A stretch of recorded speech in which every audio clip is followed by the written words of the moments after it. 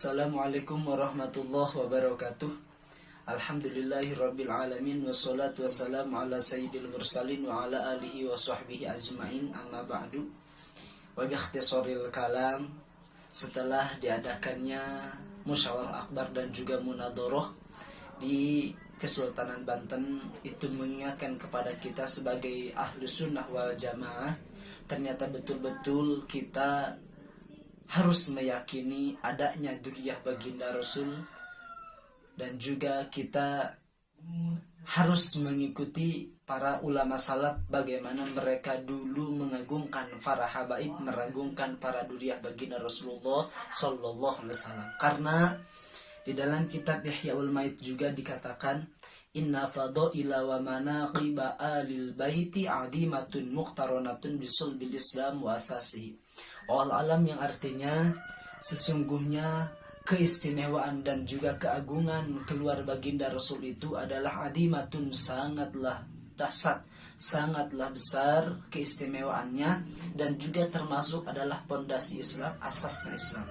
Sehingga dikarenakan kita melihat keistimewaan keluarga baginda Rasul yang amat luar biasa dahsyat, maka fa'ala qadri ta'dim yadharu husnul iman wa quwwatuhu fi qalbil insan.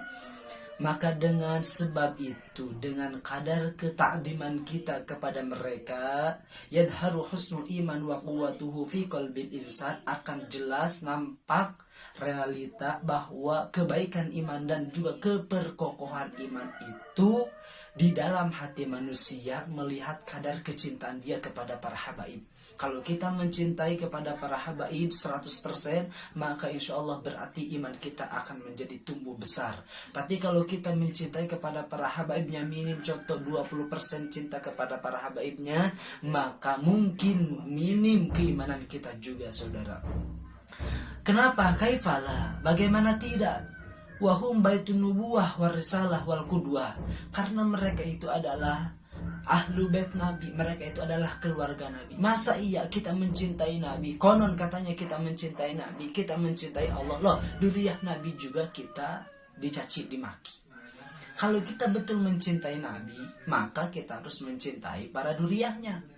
Kenapa? Jangankan Nabi loh, lihat di kitab Ta'limu Ta'lim juga, kita kalau misalkan mengagungkan para guru-guru kita, maka harus kita mengagungkan para anak atau dzurriyyah mereka. Wa min tawqirihi tawqiru aulad. Salah satu mengagungkan bahwa kita mengagungkan guru kita itu harus mengagungkan juga anak-anaknya, cucu-cucunya.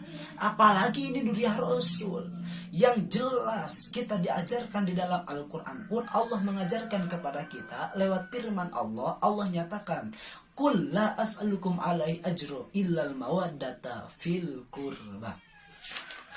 Nah, kurba tersebut, kata Rasul, kata Allah kepada Rasul, ya Rasulullah, kul, ucapkan engkau wahai Rasul, la as'alukum alaihi ajro, saya tidak akan meminta upah apapun atas tentang dakwah ini, illal mawaddata fil qurba, hanya saja untuk supaya mencintai fil qurba, kerabat Rasul. Nah, Imam Sa'id bin Jubair menginterpretasikan, memperjelas tentang masalah kurba tersebut. Qala kurba Rasulillah adalah kerabat baginda Rasul Muhammad sallallahu alaihi wasallam.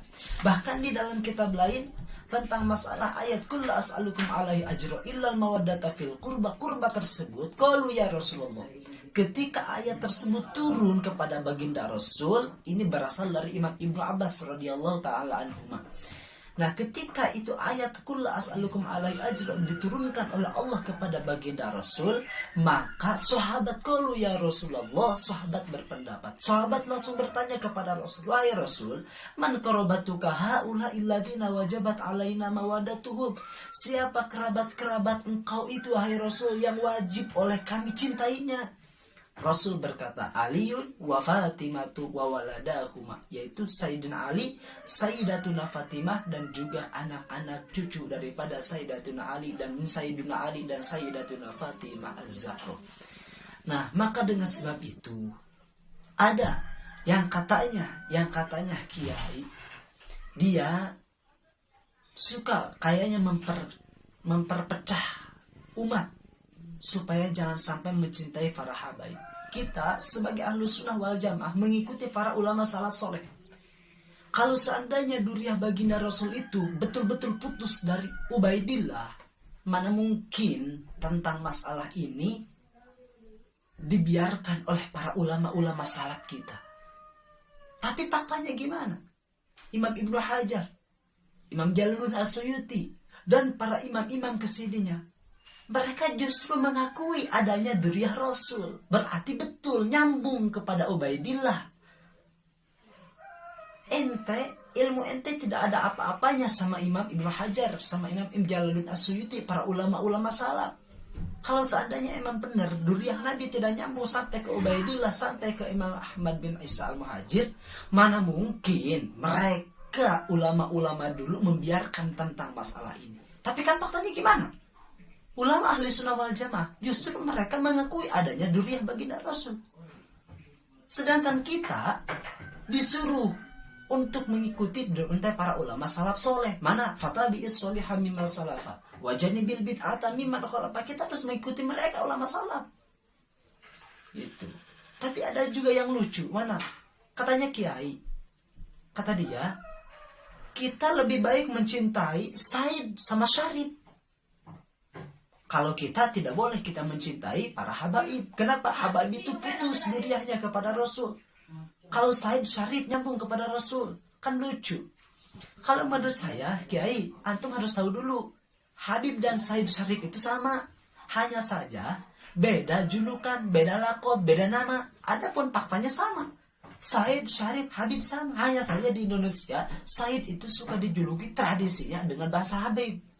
Kenapa? Katanya para guru-guru itu adanya bahasa Habib itu pada saat dulu. Pada saat siapa? Yaitu Sohibur Ratib Al-Atos, Habib Umar bin Abdullah. Nah dari situ dulu karena banyak yang mencintai para habaib, banyak mencintai para Said. Habib itu apa?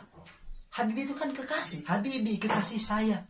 Ya Habibi, wahai kekasihku. Nah karena mereka mencintai Duriah Rasul saking luar biasa dasarnya, makanya suka dijuluk dengan bahasa Habib. Nah sampai sekarang Habib itu siapa? Habib itu Said. Said itu Habib. Makanya nisbat antara Habib dan Said, panisbat baina Habib wa Said nisbatun taradufun tahqiqiyun. Li'annahuma mutahidani fiddat wa mukhtalifani fil ibarat bi ikhtilafil itibarat. Mungkin antum juga Kiai tahu tentang masalah itu.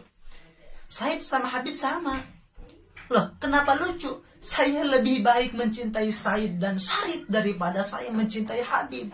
Karena Habib putus duriahnya karena Habib putus kepada Rasul nasabnya. Tapi kalau Said dan Syarif nyambung kepada Rasul, kan lucu. Padahal Said sama Syarif sama Habib sama. Hanya saja julukan, hanya saja panggilan yang beda, nama beda. Tapi kalau masalah hakikinya sama, esensinya pada faktanya sama. Seperti mana tuh komenan saya katakan namanya, seperti Kiai Yusuf, katanya Kiai Yusuf yang dari Banten itu. Cobalah kita berpikir dengan secara jernih. Cobalah jangan sampai mempergaduh tentang masalah umat, tentang masalah ini. Udah, kita ikuti aja para guru-guru yang istiqomah. Mereka juga dulu mencintai para habaib. Mereka dulu juga mencintai para ulama-ulama. Jangan ini mah antum katanya ikut kemarin di Kesultanan Banten. Tapi kenapa kenapa ente enggak komentar tentang masalah ini? Setelah ente, padahal ente katanya ikut di sana. Ikut munadharah akbar. Tapi setelah pulang dari itu, kenapa ente jadi mencaci maki para ulama-ulama istiqomah yang membela para habaib? Kalau emang ente betul hasud, atau karena emang betul ente betul-betul mentiadakan para habaib, berarti seakan-akan ente mentiadakan Habib Abdullah Al-Haddad, pengarang kitab Dakwah Utama, pengarang kitab Nashihul Dunia. Loh, para ulama dulu juga sebagai Ahlus Sunnah wal Jamaah, mereka meyakini adanya para habaib, mereka meyakini adanya Duriah Rasul, Habib Abdullah, Habib Hussein bin Abi Bakar contoh Aligdus Duar Batang, dan lain sebagainya. Masih banyak para habaib gitu. Kalau kita mengakui sebagai Ahlus Sunnah wal Jamaah, haruslah kita mencintai Duriah Rasul. Yang sekarang mah di Indonesia itu suka disebut para habaib. Jangan suka memperpecah belah antara umat dengan para ulama, antara ulama dengan para habaib. Ayolah kita bersatu. Kan antum sebagai kiai punya ilmu bagaimana komenan, bagaimana akhlak. Kan antum juga tahu. Jangan sampai memperpecah umat. Jangan sampai umat dijauhkan dari ulama. Nanti kalau kita dijauhkan sebagai umat dijauhkan dari ulama, ingat Allah akan mencoba dengan 3 cobaan. 1, dengan kalau ulama sudah jauh, kalau umat sudah jauh dari ulama, ingat, sayati zamanun ala ummati yafirruna minal ulama wal fuqaha. Ila akhiri hadis tersebut. Antum juga pasti tahulah sebagai kiai. Itu kalau dijauhkan dari ulama, umat pasti nantinya Allah akan mengirim cobaan kepada kita dengan 3 cobaan. 1, yusallitullahu sultanan doliman. Akan dikasih pemerintah yang dolim dan juga akan dikasih yaitu akan diangkat berkahnya dari semua kasab-kasab yang ada di kita, dan juga naudzubillah yang terakhirnya yaitu sayang akan hilang ketika kita mati iman dan Islam. Naudzubillah summa naudzubillah. Marilah kita bersatu. Jangan sampai memperpecah umat.